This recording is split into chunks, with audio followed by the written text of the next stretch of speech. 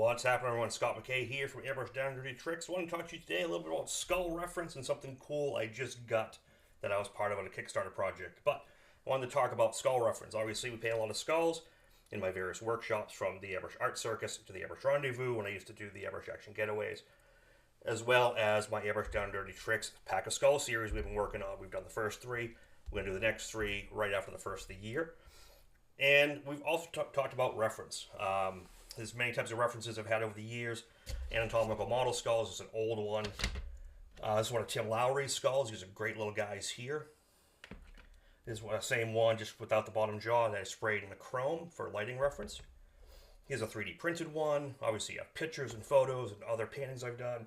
Got the skull back here in black. Here's some of my pack of skulls. But obviously, painting them, a lighting reference is great. And that's why we use all these. So super stoked to get this new product in today. And this was something I was part of a Kickstarter project on.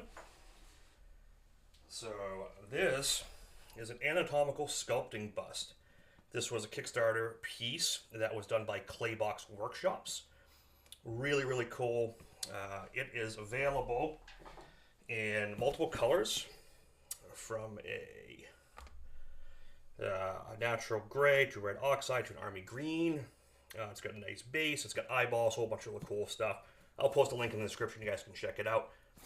But this is really, really cool. Let's put him there. And we'll bring this guy in. This thing is awesome. Super cool. Good size. It's about midway between a full scale and these smaller skull references. It's got a nice base it stands up on. It actually has little eyeballs. You can actually pop the eyeballs into position, which is cool. Oftentimes we do eyeballs, the airbrush artists, we get the eye scale wrong, so you can actually put them in. It usually looks a little crazy, like, well, look, cross-eyed. So that's cool. The eyes are cool. Put those down here. The jaw opens and closes. Actually got the tongue. You got the muscle structure coming down from the neck, and the back connects up into the base of the skull. You got your collarbones, sternum, ribs. So a nice, really, bust. Super nice detail, as you can see here. Very well sculpted. You actually see the tongue in there. Hi.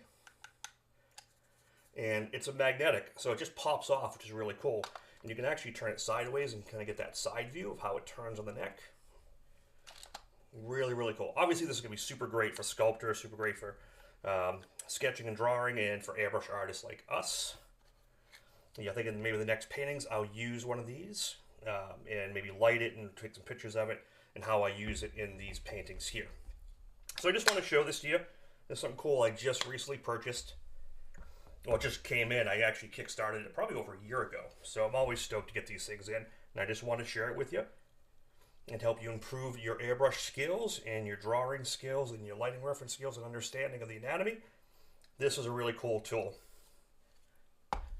I highly recommend picking one up if you have the means.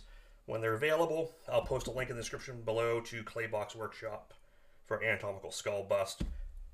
Until next time, we do some more airbrush down dirty tricks and some live painting. Hope you guys have a great day and keep on creating.